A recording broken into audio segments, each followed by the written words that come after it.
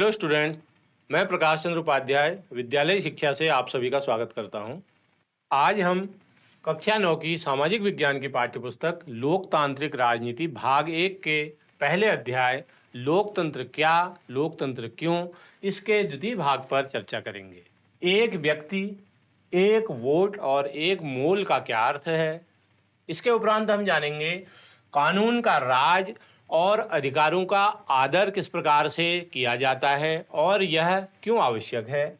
इसके बाद हम परिभाषाओं का सारांश जानेंगे। जो विभिन्न परिभाषाएं हैं वो क्यों महत्वपूर्ण हैं और उनका सार क्या है, इसके बारे में जानेंगे। और अंत में आज हम जानेंगे लोकतंत्र के जो कामकाज हैं वो किस प्रकार से किए जाते हैं और उसके प्रमुख उदाहरणों के बारे में जानेंगे। तो आइए हम आज की यह कक्षा प्रारंभ करते हैं। तो प्यारे बच्चों, सबसे पहले हम जानते हैं एक व्यक्ति, एक वोट और एक मोल क्या है। जैसा कि हमने पिछले भाग में जाना था, लोकतंत्र क्या है, लोकतंत्र क्यों आवश्यक है। साथ ही हमने लोकतंत्र के अर्थ के बारे में विस्तार पूर्वक चर्चा की थी। और लोकतंत्र में सबसे महत्वपूर्ण प्रक्रिया क्या होती है? निर्वाचन की प्रक्रिया होती है। निर्वाचन अर्थात चुनाव। तो किस प्रकार से लोकतंत्र में चुनाव होता है और उस चुनाव में जो एक व्यक्ति होता है, जो निर्वाचक होता है, जो वोटर होता है, उस व्यक्ति का जो एक वोट होता है उसका क्या मूल्य है, उसके बारे में हम विस्तार पूर्वक जानेंगे। तो देखिए, एक व्यक्ति, एक वोट और एक मोल, क्या है ये विचारधारा? क्यों एक व्यक्ति का एक ही वोट होना चाहिए और उसका एक ही मूल्य होना चाहिए? तो क्या है ये, इसके बारे में जानते हैं। सबसे पहले देखिए, लोकतंत्र के लिए जो संसार में संघर्ष हुए हैं, उन संघर्षों में सब जगह सार्वभौमिक वयस्क मताधिकार जुड़ा हुआ है। क्या है सार्वभौमिक वयस्क मताधिकार? तो देखिए, सार्वभौमिक वयस्क मताधिकार 3 शब्द हैं। पहला है सार्वभौमिक। सार्वभौमिक मतलब सभी के लिए एक प्रकार से अनिवार्य, सार्वभौमिक सभी लोगों के लिए। वयस्क का अर्थ है जिनको जो निर्धारित आयु है, जैसे 18 वर्ष की आयु, तो 18 वर्ष की आयु जो पूर्ण कर चुके हैं, जो भी वयस्क हैं, उनके लिए मत का अधिकार। मत का अधिकार अर्थात वोट देने का अधिकार। तो सभी वयस्क लोगों को मत देने का जो अधिकार है उसे क्या कहते हैं? सार्वभौमिक वयस्क मताधिकार। तो देखिए, लोकतंत्र के लिए जितने भी आंदोलन हुए, जितनी भी क्रांतियां हुई, चाहे हम 1789 की फ्रांसीसी क्रांति से प्रारंभ करें, और हमने जाना था रूस में क्रांतियां हुई हैं, इसके साथ ही अनेक क्रांतियां यूरोप में हुई हैं। तो ये सारी क्रांतियां जो थी लोकतंत्र की स्थापना के लिए हुई थी। और लोकतंत्र में जैसा कि अभी हमने बात की, निर्वाचन की प्रक्रिया अर्थात जो शासक होगा वो किस प्रकार से बनेगा, उसका निर्वाचन होगा, चुनाव होगा। तो इस शासक का निर्वाचन कैसे हो, उसके लिए कौन कौन व्यक्ति वोट दे सकता है, कौन कौन मत दे सकता है, उसके लिए एक नियम की मांग की गई। सार्वभौमिक सभी को, जो वयस्क लोग हैं, उनको मत देने का अधिकार प्राप्त हो। तो ये बहुत ही महत्वपूर्ण विचारधारा थी। अब क्या हुआ देखिए, कई देशों में कुछ व्यक्तियों और किसी वर्ग विशेष के लोगों को ही मत देने से वंचित किया जाता था। तो ये जो मतदान से वंचित किया जाता था, इसके कारण जो भी हमारी क्रांतियां हुई, इन क्रांतियों में प्रमुख मांग रखी गई कि सभी लोगों को मत देने का अधिकार हो, सभी के साथ समानता का व्यवहार हो। तो इसके लिए सार्वभौमिक वयस्क मताधिकार की जो विचारधारा थी वो लोगों ने उसकी मांग की, और यह मांग अधिकांश जो लोकतांत्रिक देश थे उनमें पूरी भी की गई थी। तो देखिए, जो अभी हम बात कर रहे हैं, सभी लोगों को मत देने का अधिकार होना चाहिए। कुछ जगहें ऐसी भी थी, अभी हमारे इस वर्तमान युग में भी देखिए, आपको ज्ञात होगा 2015 तक सऊदी अरब एक ऐसा देश था, इस देश में जो वहां महिलाएं थी, जो औरतें थी, उनको वोट देने का अधिकार नहीं था, अर्थात उनके साथ भेदभाव किया जाता था। तो ऐसा वर्तमान समय तक भी हो रहा है, जबकि हम कब की बात कर रहे हैं? जब लोकतंत्र की स्थापना हुई, जब लोकतंत्र की शुरुआत हुई। तो यहां पर देखिए, आपको एक चित्र दिखाई दे रहा होगा, लोग मांग कर रहे हैं। देखिए, विभिन्न प्रकार के यहाँ पर लोग हैं और इन लोगों की क्या मांग है? एक व्यक्ति एक वोट, अर्थात हर व्यक्ति को जो वयस्क हो चुका है उसको वोट देने का, मत देने का अधिकार होना चाहिए। ये लोग यहाँ पर मांग कर रहे हैं। और यहाँ पर देखिए, ये एक शासक है, जो पहले शासक थे लेकिन अब इनको हटा दिया गया क्योंकि लोकतंत्र की स्थापना हो गई। तो ये क्या कह रहे हैं चित्र में? ये कह रहे हैं वो भी क्या दिन थे जब मैं ही एक व्यक्ति और मेरा ही एकमात्र वोट था और यही मुझे पसंद भी था।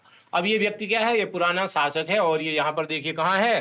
कारागार में, जेल में है। और ये सोच रहा है वो कितने अच्छे दिन थे जब केवल अकेला मैं ही वोट देता था। अर्थात जो शासक था, यानी कि स्वयं यहाँ का शासक बनने के लिए इसको किसने चुना? किसी ने नहीं, इसने खुद ही कहा कि मैं यहाँ का शासक हूँ। तो केवल इसी को वोट देने का अधिकार था, बाकी के जो लोग थे इनको वोट देने का अधिकार नहीं था। तो उन दिनों को ये याद कर रहा है और कह रहा है वो भी कितने अच्छे दिन थे जब केवल अकेला मैं ही वोटर था और मेरा ही एकमात्र वोट था और कोई भी शासक को नहीं चुन सकता था। तो ऐसे व्यक्ति अब यहाँ पर क्या दिखाया गया है? ये सब कारागार में है, इनके दिन अब चले गए और यहाँ ये लोग मांग कर रहे हैं एक व्यक्ति और एक वोट। तो देखिए अभी हम बात कर रहे थे एक व्यक्ति एक वोट। अगला जो हमारा बिंदु है कानून का राज और अधिकारों का आदर। तो देखिए यहाँ पर एक व्यक्ति एक वोट और एक मोल, इसके बारे में अभी हम बात कर रहे थे। हमने इससे पहले पढ़ा था कि किस तरह लोकतंत्र के लिए होने वाला संघर्ष जो है वो सार्वभौम वयस्क मताधिकार के साथ जुड़ा हुआ था।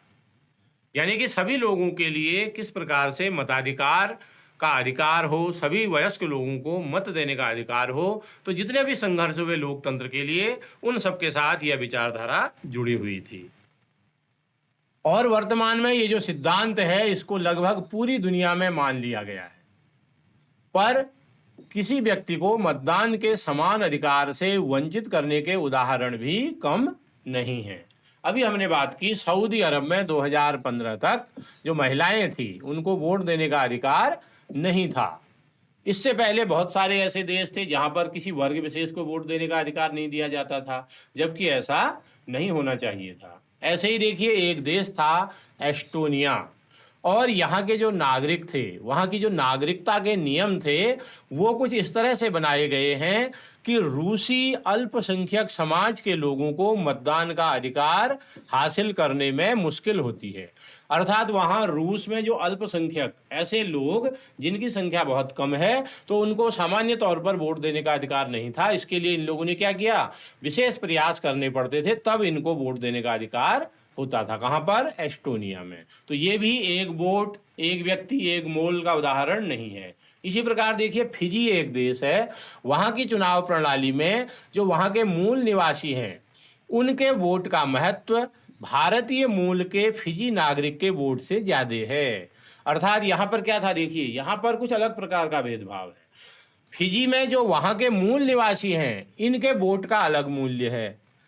ये मान लिया एक वोट देते हैं तो उसको इन्होंने 10 वोट मान लिए, और एक दूसरे नागरिक हैं जो भारतीय मूल के हैं, अर्थात भारत से वहां पर फिजी में गए हैं, तो उनको यहाँ पर एक वोट का एक ही मूल्य मिलेगा। अर्थात यहाँ पर अगर 10 लोग वोट देंगे तो तब उनके 10 वोट होंगे, और यहाँ पर एक व्यक्ति देगा तब भी 10। अर्थात इनका क्या है?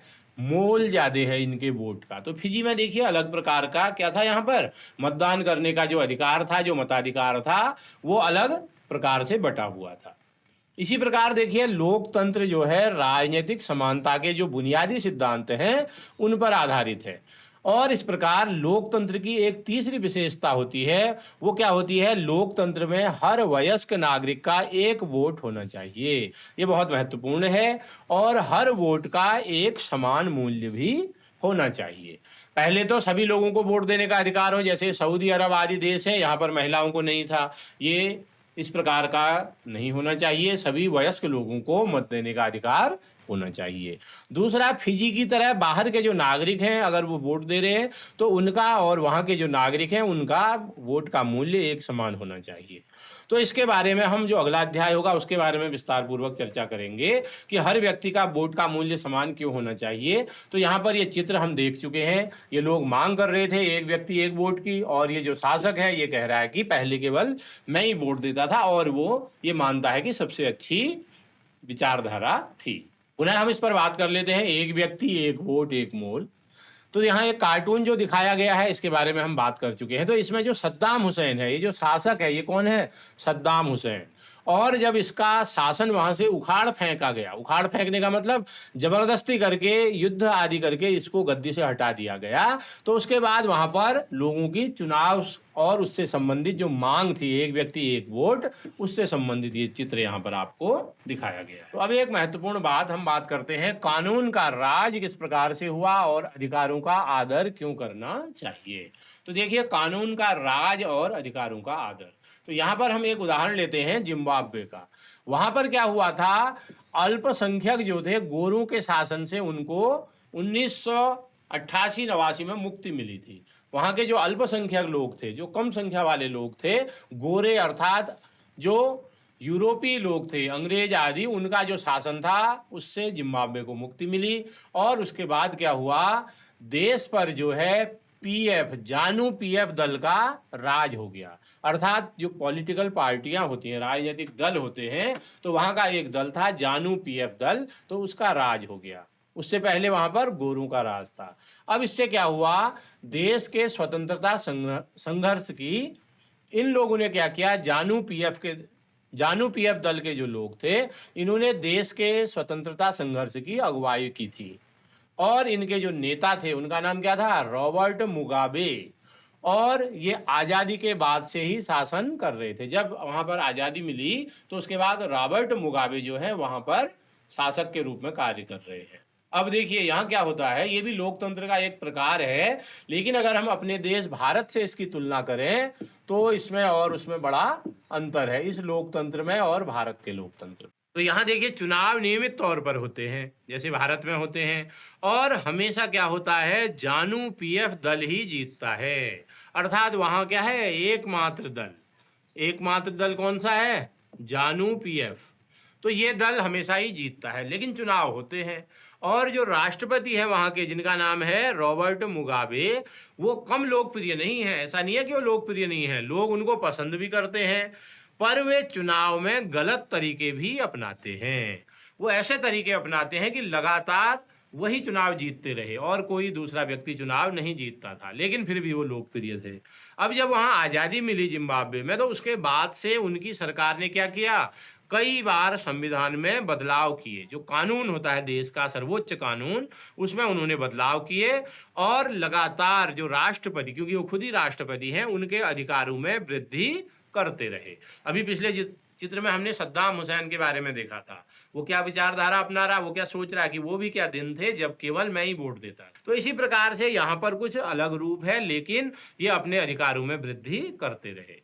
और उसकी जवाबदेही को कम किया जाता रहा। जवाबदेही मतलब राष्ट्रपति जो है, जो देश का सर्वोच्च पद है, इनकी कोई जवाबदेही होनी चाहिए। जैसे हमारे भारत देश में जो हमारे शासक होते हैं, उनकी जवाबदेही तय होती है। अगर हमारे शासक जनता के हित के लिए कार्य नहीं कर रहे हैं तो उनको हटाया भी जा सकता है, लेकिन यहाँ जवाबदेही कम की गई और अधिकारों में लगातार वृद्धि करते रहे। और वहां पर जो विपक्षी दल थे, उनके जो कार्यकर्ता थे, उनको परेशान किया जाता था ताकि उनको कहीं अधिकार न मिल जाए और वो देश के शासन में अपना हिस्सा प्राप्त न कर लें। और उनकी जो सभाएं होती थी, जो गोष्ठियां होती थी, उसमें गड़बड़ियां भी करवाई जाती थी। और अगर वो सरकार विरोधी प्रदर्शन करते थे या आंदोलन करते थे तो उनको क्या, गैर कानूनी घोषित कर दिया जाता था। तो एक ऐसा कानून भी था वहां पर जो राष्ट्रपति की आलोचना के अधिकार को सीमित करता है। अर्थात जो राष्ट्रपति हैं, जो भी कार्य करें, उनकी आलोचना नहीं की जा सकती है। तो इस प्रकार से जिम्बाब्वे में वहां पर जो लोकतंत्र था, जो चुनाव होते थे, उन चुनावों को बहुत हद तक क्या कर दिया जाता था, सीमित कर दिया जाता था। उन पर बहुत सारे नियम कानून लगा दिए जाते थे, जबकि यहाँ पर आज़ादी थी, लोगों को उनके अधिकार भी थे, लेकिन उनको सीमित कर दिया जा रहा था। तो देखिए, कानून का राज और अधिकारों के आदर की जो हम बात कर रहे थे, तो जिम्बाब्वे का जो उदाहरण है वो क्या बताता है, शासकों के लिए बार बार जनादेश पाना लोकतंत्र की एक जरूरत है, पर इतना ही पर्याप्त नहीं है। इस उदाहरण से हमें ये पता चलता है। देखिए, चुनाव तो यहाँ हो रहे हैं, लेकिन एक ही व्यक्ति बार बार चुना जा रहा है, क्योंकि वहां नियम कानून ऐसे बना दिए गए कि कोई दूसरा वहां पर नहीं आ सकता है। और जो लोकप्रिय नेता हैं वो भी क्या है, अलोकतांत्रिक हो सकते हैं। वैसे तो यहाँ चुनाव हो रहा है लोकतंत्र की तरह, लेकिन जो शासक है वो है अलोकतांत्रिक, यानी कि लोकतंत्र पूर्ण रूप से यहाँ पर नहीं दिखाई दे रहा है। और साथ ही जो लोकप्रिय नेता हैं वो तानाशाह भी हो सकते हैं। हमने पहले बात की थी तानाशाह, अर्थात ऐसा शासक जिस पर किसी का अंकुश नहीं है, जो जो उसकी इच्छा है उसको जनता पर थोपता है। तो ऐसा लोकतंत्र में भी हो सकता है, और इसका एक उदाहरण एक प्रकार से जिम्बाब्वे को हम मान सकते हैं। अगर हम लोकतंत्र को परखना चाहते हैं, उसको टेस्ट करना चाहते हैं कि क्या यह वास्तविक लोकतंत्र है जिसके लिए इसकी स्थापना हुई, क्या वह उन उद्देश्यों को प्राप्त कर रहा है, तो इसके लिए हमें क्या होगा, जो चुनाव होते हैं उन पर नज़र डालना जरूरी है। चुनाव किस प्रकार से हो रहे हैं, क्या चुनावों को प्रभावित तो नहीं किया जा रहा है, लोगों के अधिकारों को सीमित तो नहीं किया जा रहा है, यह देखना आवश्यक है। और उतना ही जरूरी एक चीज और है, चुनाव के पहले और चुनाव के बाद की जो स्थितियां हैं उन पर भी नजर डाली जानी चाहिए। अर्थात चुनाव से पहले जो राजनीतिक दल आदि थे, जो चुनाव लड़ रहे थे, जो नेता थे, वो किस प्रकार से गतिविधियां करते हैं, चुनाव के बाद उनकी विचारधारा में क्या कोई परिवर्तन आ रहा है या उनकी क्या गतिविधियां हैं, इसको भी देखा जाना आवश्यक है। अब देखिए, चुनाव से पहले सत्ता पक्ष अर्थात जो सत्ता में है, जिसका शासन है, जिसकी सरकार है, और उसके जो विरोधी समूह हैं, उनके कामकाज समेत सभी तरह की राजनीतिक गतिविधियों के लिए पर्याप्त गुंजाइश भी रहनी चाहिए। तो ये भी लोकतंत्र का एक बहुत ही महत्वपूर्ण पहलू है। तो जो विरोधी समूह हैं उनका कामकाज और सभी तरह की राजनीतिक गतिविधियां जो हैं होने देनी चाहिए, और सत्ता पक्ष का विरोध भी अगर सही बात है तो वह उनको उसका हक मिलना चाहिए। तो यह भी देखा जाना अनिवार्य है। तो ये सारी चीजें जब हम देखेंगे तो तभी हम कह सकते हैं कि लोकतंत्र सफल है अथवा नहीं है। तो यहाँ पर देखिए, आपको एक कार्टून दिखाई दे रहा है। इस कार्टून में भी हम जिम्बाब्वे की बात कर रहे हैं। जिम्बाब्वे की ही बात क्यों करें, यहाँ पर देखिए जो कार्टून का चरित्र है ये कहती है कि हम केवल जिम्बाब्वे की बात क्यों करें, मैं तो अपने देश में भी इस तरह की घटनाओं की खबर अखबारों में पढ़ते रहती हूँ, हम इसकी चर्चा क्यों नहीं करते। तो क्या आप बता सकते हैं ऐसी कौन कौन सी घटनाएं हैं जिन घटनाओं से आप यह मानते हैं कि जैसे जिम्बाब्वे में अधिकार सीमित कर दिए गए, वहां पर एक ही शासक बार बार चुन करके आ रहा है, क्या ऐसा हमारे देश में है? आपको ऐसा लगता है? आप इस पर अपने बड़े बुजुर्गों से, अपने आस पड़ोस में अपने शिक्षकों से अवश्य चर्चा कीजिएगा कि जिम्बाब्वे क्या, हमने एक उदाहरण देखा कि वहां पर जो राष्ट्रपति हैं वो क्या कर रहे हैं, लगातार अपने अधिकारों में वृद्धि करते जा रहे हैं, और इसके साथ ही वहां पर क्या किया जा रहा है, उनके खिलाफ कोई नहीं बोल सकता है, और जो अन्य राजनीतिक दल हैं उनके अधिकार सीमित कर दिए गए, वो सरकार के ऊपर किसी भी प्रकार का कोई आंदोलन आदि नहीं कर सकते और उनकी आलोचना नहीं कर सकते। क्या ऐसा हमारे यहाँ भी होता है? क्या पूर्ण रूप से ऐसा होता है या आंशिक रूप से? तो इस पर आप अवश्य चर्चा कीजिएगा। और साथ ही किसी भी देश में विभिन्न राजनीतिक गतिविधियों के लिए पर्याप्त गुंजाइश भी रहनी चाहिए। अभी हमने जिम्बाब्वे के उदाहरण में देखा था कि वहाँ जो विरोधी दल आदि हैं उनके लिए गतिविधियां बहुत ही सीमित कर दी गई, या ये कहें कि न के बराबर हैं, तो जबकि ऐसा नहीं होना चाहिए। तो जो ये कार्टून हमसे इसमें ये बालिका कह रही है कि जिम्बाब्वे की बात क्यों करें, ये तो कह रही कि हमारे देश में भी ऐसा होता है। अखबारों में कई बार हमने पढ़ा है कि लोगों के अधिकारों को सीमित कर दिया गया, लोगों के साथ अन्याय हो रहा है। तो क्या हमें ऐसी चर्चा करनी चाहिए कि नहीं करनी चाहिए? तो ये चर्चा आप लोग अपने आसपास अवश्य करें कि क्या हमारे देश में जिम्बाब्वे की तरह ऐसी गतिविधियां होती हैं, जिम्बाब्वे की तरह ऐसी रोक टोक होती है, यदि होती है तो किस मात्रा में, और यदि नहीं होती है तो इसका अर्थ है कि हमारा जो लोकतंत्र है वह एक बहुत अच्छा उदाहरण है। लेकिन आपको लगता है कोई ऐसी घटनाएं होती हैं तो आप उन पर अवश्य चर्चा करें और उनका समाधान अपने बड़े बुजुर्गों से और अपने शिक्षकों से प्राप्त करने का प्रयास करें। तो अब देखिए, यहाँ पर एक पुनः चित्र आपको दिखाया जा रहा है कार्टून के माध्यम से। यहाँ पर क्या कर दिया गया, देखिए ये आपको दिख रहा होगा, याहू सर्च इंजन है, गूगल, सिस्को। यहाँ पर चीन की जो सरकार थी उन्होंने क्या किया, देखिए जैसे गूगल सर्च इंजन है, याहू है, गूगल बाबा को आप जानते हैं, कोई भी चीज़ आपको जाननी है तो आप गूगल में सर्च करते हैं। तो ऐसी लोकप्रिय जो वेबसाइटें थी, चीन की सरकार ने क्या किया, उन पर बंदिशें लगा दी और इंटरनेट पर सूचना के मुक्त प्रवाह को रोक दिया। अर्थात इंटरनेट में कोई भी चीज़ें, सूचनाओं का आदान प्रदान बहुत ही आसानी से हो सकता है। तो ये जो मुक्त प्रवाह था, फ्री जो ये डिलीवरी होती थी, आसानी से हम कोई भी चीज़ एक्सेस कर सकते हैं, देख सकते हैं। तो इन लोकप्रिय वेबसाइटों पर चीन की सरकार ने क्या किया था? रोक लगा दी।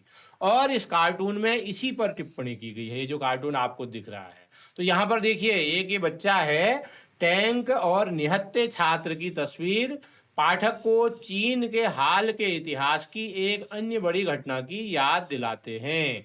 वह घटना क्या थी? तो देखिए, ये बालक क्या कर रहा है, यहाँ तो आपको तोप भी दिखाई दे रही होगी और निहत्था है, इसके हाथ में कोई वो नहीं है, हथियार नहीं है, लेकिन इस तोप के माध्यम से ये देखना चाह रहा है। डू नो एविल, किसी भी प्रकार की बुराई का ये यहाँ पर समर्थन नहीं कर रहा है, लेकिन ये जो चीजें हैं, सरकार को लगा कि इनके माध्यम से यहाँ पर हिंसक घटनाएं भी हो सकती हैं। तो ऐसी कौन सी घटनाएं हुई थी, उसके बारे में आप अवश्य पता करें, ऐसी घटना कौन सी थी, और उसके बारे में आप अन्य ब्यौरे भी जुटाइएगा और अपनी उत्तर पुस्तिका में लिखिएगा। तो इस प्रकार से ये याहू, गूगल आदि, ये जो आजकल वर्तमान समय में जो हमारे लिए सूचना का प्रवाह करने के लिए बहुत महत्वपूर्ण साधन है, इन पर भी रोक लगा दी गई। अभी हमने कानून का राज और अधिकारों के बारे में बात की थी, हमने उदाहरण लिया था जिम्बाब्वे का, लेकिन यहाँ पर एक उदाहरण आपको दिखाई दे रहा है चीन की सरकार का। तो इन्होंने गूगल, याहू आदि पर भी रोक लगा दी थी। ऐसा बार बार किया जाता है यहाँ पर। तो क्या लगता है आपको ये सही है? इस प्रकार से हमारे देश में कभी ऐसे रोक लग जाए तो उसके लिए आपके क्या विचार हैं? आप पर क्या प्रभाव पड़ेगा? तो इस प्रकार से अधिकारों का आदर करना चाहिए और लोगों को कितने अधिकार दिए जाएं, यह एक बहुत बड़ा मुद्दा है। आइए अब हम बात करते हैं परिभाषाओं का सारांश। हमने परिभाषाएं देखी थी, हमने लोकतंत्र के उदाहरण देखे थे और लोकतंत्र की सरल परिभाषा के बारे में हमने बात की थी, उससे हमने शुरुआत भी की थी। तो इसमें हमने लोकतंत्र सरकार का एक ऐसा रूप है जिसमें शासकों का चुनाव लोग करते हैं। ये लोकतंत्र की सबसे प्रमुख विशेषता है। शासकों का चुनाव लोगों के द्वारा किया जाता है। तो ऐसी ही शासन व्यवस्था लोकतांत्रिक शासन व्यवस्था कहलाती है। और हमने पाया कि जब तक हम इसके कुछ प्रमुख शब्दों के बारे में और स्पष्ट न हो, तब तक यह परिभाषा पर्याप्त नहीं है। केवल अगर हमने यह बात कर ली कि लोकतंत्र सरकार का ऐसा रूप है जिसमें शासकों का चुनाव लोग करते हैं, या हमने अब्राहम लिंकन की परिभाषा के बारे में बात की थी, लोकतंत्र जनता का, जनता के द्वारा, जनता के लिए शासन है। केवल हम इस परिभाषा को ही अगर देखें और इसके जो प्रमुख शब्द हैं उन पर विस्तार पूर्वक चर्चा न करें तो हम लोकतंत्र का अर्थ भी नहीं समझ पाएंगे। तो इन परिभाषाओं का क्या सारांश है, आइए इसके बारे में जानते हैं। तो ये जो परिभाषाएं थी, देखिए, इनके अनुसार लोकतंत्र शासन का एक ऐसा रूप है जिसमें पहला है, लोगों द्वारा चुने गए शासक ही सारे प्रमुख फैसले करते हैं। तो देखिए, लोकतंत्र में क्या होता है, जो शासक है, जो देश के मुखिया हैं, जो शासन में भागीदारी करते हैं, सारे फैसले इन्हीं के द्वारा लिए जाते हैं। कोई बाहरी व्यक्ति शासन के, देश के फैसले नहीं ले सकता। इसी प्रकार चुनाव लोगों के लिए निष्पक्ष अवसर और इतने विकल्प उपलब्ध कराता है। चुनाव लोगों के लिए निष्पक्ष अवसर और इतने विकल्प उपलब्ध कराता है कि वे जब चाहें मौजूदा शासकों को बदल सकते हैं।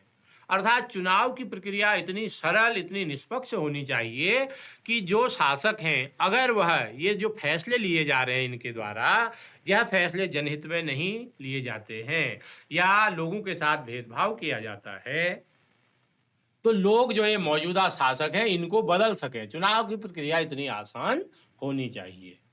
तीसरा महत्वपूर्ण है, यह विकल्प और अवसर सभी लोगों को समान रूप से उपलब्ध होना चाहिए। कौन सा विकल्प?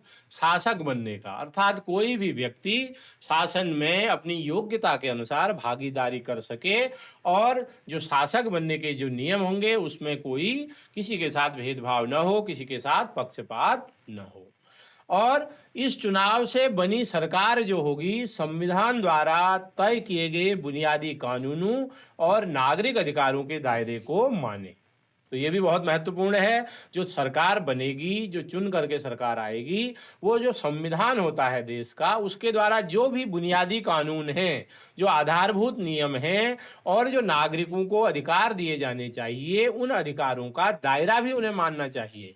अर्थात जितने अधिकार दिए हैं पूर्ण रूप से उनको दे दिए जाए, जो बुनियादी कानून हैं उनको पूर्ण रूप से माना जाए। तो इस प्रकार से जो सरकार काम करे, उस प्रकार की सरकार का चुनाव किया जाना चाहिए। तो लोकतंत्र का रूप तभी हम बेहतर मान सकते हैं। अब यहाँ पर हम लोकतंत्र के कामकाज के कुछ उदाहरण देखते हैं और इसके माध्यम से हम देखेंगे कि लोकतंत्र की प्रमुख विशेषताएं क्या-क्या होती हैं। तो देखिए, लोकतंत्र के कामकाज या उनकी अनुपस्थिति के इन 5 उदाहरणों को पढ़िए। नीचे हम 5 उदाहरण देख रहे हैं और इनका मेल लोकतंत्र की उन प्रासंगिक विशेषताओं से कराएं जिनकी चर्चा ऊपर की गई है। तो अभी हमने लोकतंत्र की कुछ विशेषताएं देखी। अब यहाँ पर कुछ उदाहरण देख रहे हैं हम कुछ देशों के और बताते हैं कि उसकी कौन सी लोकतंत्र की विशेषता है। तो जैसे देखिए, भूटान नरेश ने घोषणा की है। भूटान के जो नरेश हैं, वहाँ के जो राजा हैं, उन्होंने क्या घोषणा की है, आगे से वे चुने हुए प्रतिनिधियों द्वारा दी गई सलाह पर काम करेंगे। अर्थात इससे पहले जो भूटान के राजा थे वो अपने मन से कार्य करते थे, जैसे कि सद्दाम हुसैन कहते हैं। लेकिन अब इन्होंने क्या घोषणा की कि मैं जो चुने हुए प्रतिनिधि होंगे, यद्यपि यहाँ पर कौन है, भूटान नरेश राजा हैं, लेकिन अलग अलग छोटे छोटे जो देश के हिस्से हैं उनमें उन्होंने तय किया कि प्रतिनिधि जो चुन करके आते हैं, जनता जिनको चुनती है, वो जो सलाह देंगे उस सलाह के आधार पर अब वो कार्य करेंगे। तो ये लोकतंत्र का कौन सा उदाहरण है? इसका अर्थ है कानून का शासन। अर्थात जो मुख्य शासक है वो कौन है, भूटान नरेश, लेकिन उसके नीचे जो शासन करने वाले अन्य प्रतिनिधि होंगे उनकी सलाह भी मानी जाएगी। तो अर्थात कानून का शासन यहाँ पर प्रारंभ हो जाएगा। यहाँ पर केवल नरेश का शासन, भूटान नरेश का शासन नहीं रहेगा, बल्कि क्या हो जाएगा, कानून का शासन प्रारंभ हो जाएगा। ऐसे ही देखिए, भारत से गए अनेक तमिल जो मजदूर थे, श्रीलंका में वोट डालने का अधिकार नहीं दिया गया। तो अभी हमने बात, इससे पहले भी बात की थी, कुछ देशों में जो बाहर से आए हुए लोग होते हैं उनके साथ भेदभाव किया जाता है। अगर वोट डालने का अधिकार जो तमिल मजदूर श्रीलंका में गए, वहां जो निवास कर रहे हैं, सारे अधिकार हैं, लेकिन वोट देने का अधिकार उन्हें नहीं है, तो ये क्या है, अधिकारों के सम्मान से संबंधित है। अर्थात इन लोगों को उनके जो अधिकार होने चाहिए उनका सम्मान नहीं किया जा रहा है। तो ये किसका उदाहरण है, अधिकारों का सम्मान न होने का। ऐसे ही देखिए, नेपाल नरेश अर्थात नेपाल के जो राजा हैं, इन्होंने क्या किया, राजनीतिक जमावड़ों अर्थात राजनीतिक रूप से लोग जब इकट्ठे होते हैं, प्रदर्शनों और रैलियों पर रोक लगा दी गई नेपाल के राजा ने। तो न तो लोग वहाँ राजनीतिक जमावड़ा अर्थात लोग इकट्ठे नहीं हो सकते, वहाँ के शासक का विरोध नहीं कर सकते, उनके खिलाफ प्रदर्शन नहीं कर सकते और रैली नहीं लगा सकते, इन सब पर रोक लगा दी गई। तो ये किस चीज का उल्लंघन है, एक व्यक्ति एक वोट और एक मोल। तो यहां पर ये एक व्यक्ति एक वोट और एक मोल से संबंधित जो अधिकार है, यह अधिकार इन लोगों को नहीं मिला। अगला एक उदाहरण है, भारत के सर्वोच्च न्यायालय ने बिहार विधानसभा भंग करने को असंवैधानिक ठहराया है। तो यहां पर देखिए, भारत के जो सर्वोच्च न्यायालय है उन्होंने बिहार विधानसभा भंग करने को असंवैधानिक ठहराया है। तो इसका अर्थ है स्वतंत्र और निष्पक्ष चुनावी मुकाबला वहां पर नहीं हो रहा है। और अगला जो बिंदु है, देखिए, भारत के सर्वोच्च न्यायालय ने बिहार विधानसभा भंग करने को असंवैधानिक ठहराया। अर्थात वहां की बिहार की विधानसभा को भंग कर दिया गया, लेकिन जो सर्वोच्च न्यायालय होता है देश का, उसने क्या कहा, ये असंवैधानिक है, अर्थात कानून सम्मत नहीं है। और यहाँ पर जो सामने दिया है, स्वतंत्र और निष्पक्ष चुनावी मुकाबला क्या होता है, अर्थात जो चुनाव होने चाहिए वो स्वतंत्र होने चाहिए और निष्पक्ष होने चाहिए। और यहाँ पर देखिए उदाहरण क्या दिया है, बांग्लादेश की राजनीतिक पार्टियां इस बात पर सहमत हुई कि चुनाव के समय किसी पार्टी की सरकार न रहे। तो वहाँ बांग्लादेश की जो राजनीतिक पार्टियां थी, वो पार्टियां आपस में उन्होंने यह तय किया कि चुनाव के समय किसी भी पार्टी की सरकार न रहे। तो ये एक फैसला वहां लिया गया था और चुने हुए नेताओं द्वारा प्रमुख फैसले करना। तो ये देखिए, यहाँ पर हमने कुछ विशेषताएं देखी, यहाँ पर कुछ उदाहरण देखे। तो अब इनको हम आपस में मिलाते हैं। तो पहला है, भूटान नरेश ने घोषणा की है कि आगे से वे चुने हुए प्रतिनिधियों द्वारा दी गई सलाह पर ही काम करेंगे। तो इसका मैच आप किससे करेंगे, चुने हुए नेताओं द्वारा प्रमुख फैसले करना। अगला है, भारत से अनेक तमिल मजदूरों को श्रीलंका में वोट देने का अधिकार नहीं दिया गया। तो इसका संबंध किससे है, एक व्यक्ति एक वोट और एक मोल। इसी प्रकार अगला जो बिंदु है, नेपाल नरेश ने राजनीतिक जमावड़ों, प्रदर्शनों और रैलियों पर रोक लगा दी। तो इसका मतलब क्या है? कानून का शासन यहाँ पर नहीं हो रहा है। भारत के सर्वोच्च न्यायालय ने बिहार विधानसभा भंग करने को असंवैधानिक ठहराया। तो यहाँ पर क्या होगा? अधिकारों का सम्मान। और बांग्लादेश की राजनीतिक पार्टियां इस बात पर सहमत हुई कि चुनाव के समय किसी पार्टी की सरकार न रहे। तो स्वतंत्र और निष्पक्ष चुनावी मुकाबला। तो इस प्रकार यहाँ पर कुछ उदाहरण दिए गए हैं और उन उदाहरणों की जो विशेषताएं यहाँ पर हमने पहले देखी उनको हमने मिलाया। तो प्रिय विद्यार्थियों, आज हमने देखा लोकतंत्र से संबंधित कुछ महत्वपूर्ण परिभाषाएं, एक वोट और एक व्यक्ति और एक मोल का क्या अर्थ है, इसके बारे में हमने जाना। तो यहाँ पर हम अभी तक हमने क्या सीखा उसके बारे में कुछ मूल्यांकन प्रश्न हैं। तो पहला प्रश्न है, याहू और गूगल में किस सरकार ने रोक लगाई? याहू और गूगल में किस सरकार ने रोक लगाई थी? तो अभी हमने देखा, तो इसका सही उत्तर क्या है? चीन की सरकार ने इन वेबसाइटों में, जो कि बड़ी ही लोकप्रिय थी, इनमें रोक लगा दी थी। दूसरा मूल्यांकन का प्रश्न है, शासकों के लिए बार बार जनादेश पाना आवश्यक है, किस देश के संबंध में यह कथन कहा गया था? इससे पहले अभी हमने देखा था। तो इसका सही उत्तर क्या है? जिम्बाब्वे। जिम्बाब्वे में क्या किया गया था? वहां पर शासकों के लिए बार बार जनादेश पाना आवश्यक है, इस देश के लिए कहा गया था, क्योंकि यहाँ के जो राष्ट्रपति थे बार बार उन्हीं का चुनाव किया जा रहा था। अगला है, 2015 तक किस देश की महिलाओं को वोट देने का अधिकार नहीं था? जब हमने एक व्यक्ति, एक वोट और एक मोल की बात की थी, तो उस समय हमने देखा था। तो आप सोचिए इसका उत्तर क्या है? इसका सही उत्तर है सऊदी अरब। अगला मूल्यांकन का प्रश्न आपके लिए, किस देश की संसद को राष्ट्रीय जन संसद कहते हैं? तो अभी विभिन्न देशों की शासन व्यवस्थाओं के बारे में हमने बात की थी। तो इसका सही उत्तर क्या होगा? इसका सही उत्तर है, चीन की संसद को क्या कहा जाता है? राष्ट्रीय जन संसद। अगला मूल्यांकन का बिंदु, श्रीलंका में किन को वोट देने का अधिकार नहीं दिया गया? ठीक इससे पहले अभी हमने बात की थी। तो इसका सही उत्तर है, भारत से आए हुए जो तमिल मजदूर थे उनको वहां पर वोट देने का अधिकार नहीं था। अर्थात एक व्यक्ति, एक वोट और एक मोल का अधिकार उनको नहीं दिया जा रहा था। तो ये कुछ मूल्यांकन के प्रश्न थे, आप इनको अवश्य पुनः एक बार दोहराइएगा। तो आज हमने जिन बिंदुओं पर बात की, पहला था एक व्यक्ति, एक वोट और एक मोल। एक व्यक्ति को एक वोट का अधिकार देना चाहिए और उसको समान उसके वोट का मूल्य भी होना चाहिए। तो इसके बारे में हमने इसमें जाना था। इसके बाद हमने जाना कानून का राज और अधिकारों का आदर किस प्रकार से होना चाहिए। लोगों के जो अधिकार है उनका जो आदर है, जो वहाँ के शासक हैं उनको अवश्य करना चाहिए और सभी को समान रूप से देखना चाहिए। अगला जो बिंदु था, परिभाषाएं। हमने जो पहले भाग में भी परिभाषाएं देखी थी, उन परिभाषाओं का सारांश क्या है और उसके हम एक एक शब्द को जब समझेंगे तो तभी हम उसकी परिभाषा का भी अर्थ समझ सकते हैं। और लोकतंत्र के कामकाज के हमने कुछ उदाहरण भी अंत में देखे कि किस प्रकार से लोकतंत्र में कामकाज होना चाहिए और इसके माध्यम से हम कैसे एक बेहतर लोकतंत्र की स्थापना कर सकते हैं। तो यहाँ पर कुछ आपके लिए अभ्यास कार्य के प्रश्न हैं। पहला प्रश्न है, स्वतंत्र और निष्पक्ष चुनाव लोकतंत्र के लिए क्यों आवश्यक है? स्वतंत्र होना चाहिए चुनाव, निष्पक्ष होना चाहिए, इसके क्या लाभ हैं और अगर यह स्वतंत्र और निष्पक्ष न हो तो इसके क्या नुकसान होंगे? तो इस पर आप विस्तार पूर्वक विवेचना करेंगे और अपनी उत्तर पुस्तिका में इसको लिखेंगे।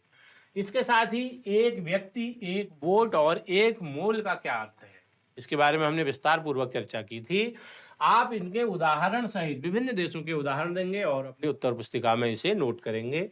साथ ही आपको अब तक ज्ञात परिभाषाओं में से हमने बहुत सारी परिभाषाएं इससे पिछले भाग में भी देखी थी और इसमें भी हमने परिभाषाओं पर पुनः बात की। तो सबसे अच्छी परिभाषा आपको कौन सी लगी और आपको यह अच्छी क्यों लगी? आपको ऐसे लोकतंत्र के कौन से विशेष गुण इसमें दिखाई दिए, कौन सी विशेषताएं दिखाई दी जिसके कारण आपको यह अच्छी लगी? तो ये सब आपको अपनी उत्तर पुस्तिका में लिखना है। और लोकतंत्र की प्रमुख विशेषताएं कौन कौन सी हैं। बहुत सारी विशेषताओं पर हमने चर्चा की। इससे इतर भी आपको अगर कोई विशेषताएं लगती हैं तो आप उन विशेषताओं को अपनी उत्तर पुस्तिका में लिखेंगे। और साथ ही क्या लोकतंत्र की सभी विशेषताएं सभी देशों में एक समान होती हैं या अलग अलग देशों में लोकतंत्र अलग अलग प्रकार से होता है, वहाँ की विशेषताएं भी अलग होती हैं, तो इसके बारे में भी आप अपनी उत्तर पुस्तिका में लिखेंगे। तो आज हमने जाना लोकतंत्र की विशेषताएं क्या होती हैं, एक वोट, एक व्यक्ति और एक मोल, इसका क्या अर्थ है। साथ ही हमने परिभाषाओं के सारांश के बारे में बात की। तो उम्मीद है आपको ये वीडियो पसंद आया होगा। अगला जो हमारा भाग होगा उसमें हम लोकतंत्र की कुछ अन्य विशेषताओं के बारे में जानेंगे, साथ ही लोकतंत्र के कुछ प्रमुख गुण, प्रमुख विशेषताओं के बारे में जानेंगे। आप सभी का बहुत बहुत धन्यवाद।